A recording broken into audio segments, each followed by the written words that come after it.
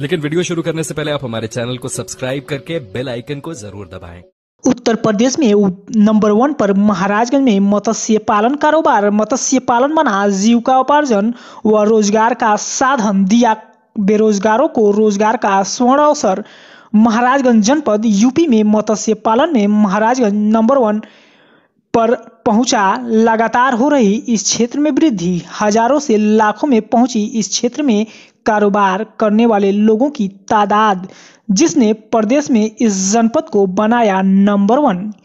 UP के जनपद महाराजगंज इन दिनों मत्स्य पालन की क्षेत्र में प्रगति पर है और इस और लगातार आम लोगों की रुझान बढ़ रही है। मत्स्य पालन जहां बेरोजगारी में संजीवनी बन गया है, वहीं समुद्री मछलियों को भी गोरखपुर की मछली बाजारों से खरीदकर ग्रामीण इलाकों में आमजन और युवा जीविकोपार्जन कर बेच रहे हैं। बेरोजगारी के इस दौर में मत्स्य पालन या मछली की खेती कितनी कारगर साबित हुई है, इसकी हकीकत तब सामने आई जब हमारी टीम शाहानी मत्स्य प्रजनन केंद्र किशुनपुर पहुंची। पता चला कि मत्स्य पालन सिर्फ कारगर ही नहीं बल्कि पूरे पूर्वांचल सहित महाराजगंज में संजीवनी साबित हुआ है और एक मत्स्य प्रजनन केंद्र से करीब 50 लोगों का जीविकोपार्जन चल रहा है और एक मत्स्य पालन केंद्र से प्रतिवर्ष बचत आय 15 लाख रुपए है। वहीं वार्षिक आय व्यय करीब 50 लाख रुपए है, जिसने जहां सस्ती प्रोटीन और वसा को लोगों को दे रही है, वहीं जनपद का सबसे अच्छा कारोबार बनकर उभरा है और प्रदेश भर में मत्स्य के कारोबार को नंबर 1 पर लाकर खड़ा कर दिया है। आज इस विषय पर मछली पालन कर रहे लोगों और अधिकारियों तथा इस क्षेत्र में जीविकोपार्जन कर रहे लोगों से हमने बात किया। सुने क्या कहा इन सभी लोगों ने। इस समय हम जनपद महाराजगंज के ग्राम सभा किशनपुर में हैं और ऐसे किसान हैं हमारे साथ जो किसानी करते हुए मत्स्य का व्यवसाय चालू किए और कई लोगों को करीब 50 लोगों को इस कारोबार से रोजगार दिए और अपना भी जीविकोपार्जन कर रहे हैं। और आइए इनसे जानते हैं कि इससे पहले क्या करते थे और कैसे इनको यह आइडिया या मत्स्य पालन करने का। तो हम सीधे इनसे बात करते हैं। जी आप बताइए, आपका क्या नाम है और इससे पहले मत्स्य पालन करने से पहले आप क्या करते थे? सर, हमारा नाम साहनी है, ग्राम पंचायत किशुनपुर के रहने वाले हैं, जिला महाराज में। और इससे पहले हम घर पे खेती बाड़ी का काम कर रहे थे और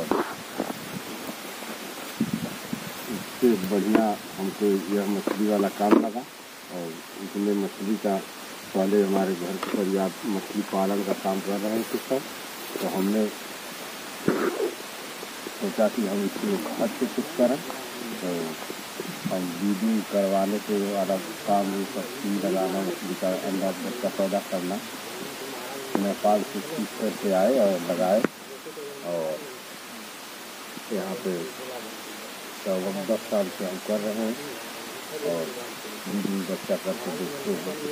इससे कितने लोगों को रोजगार आप दिए?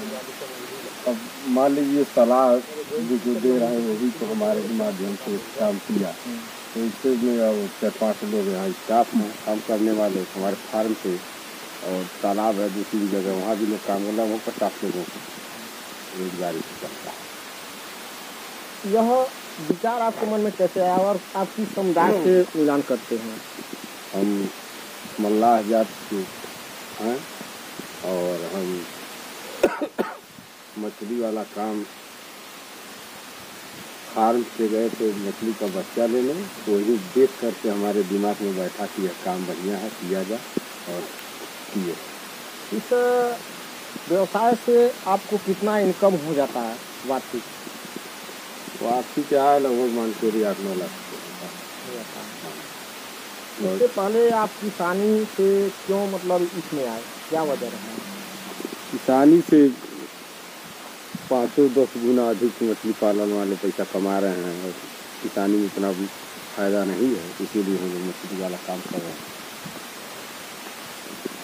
लॉकडाउन में मछली बेचने पर भी रोक था, तो ऐसे में आपका जीविकोपार्जन कैसे चलता था और क्या करते थे उस समय?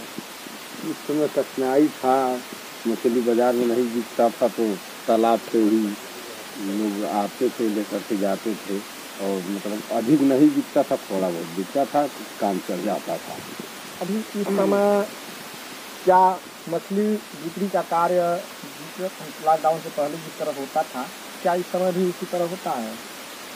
अब लगभग जो था, लोगों का आर्थिक स्थिति सही नहीं था, इसलिए मछली बिक्री में परेशानी थी।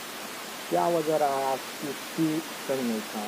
इसी लोगों के पास पैसा रहेगा तभी मछली खाएंगे। तब मान लीजिए आदमी कमा नहीं रहा था लॉकडाउन में, तो कैसे मछली खाएंगे? तब इसलिए बिक्री होंगे, कभी डैमेज हो गया था, डाउन हो गया। तो मत्स्य विभाग के तरफ से आपको क्या सहायता मिलता है?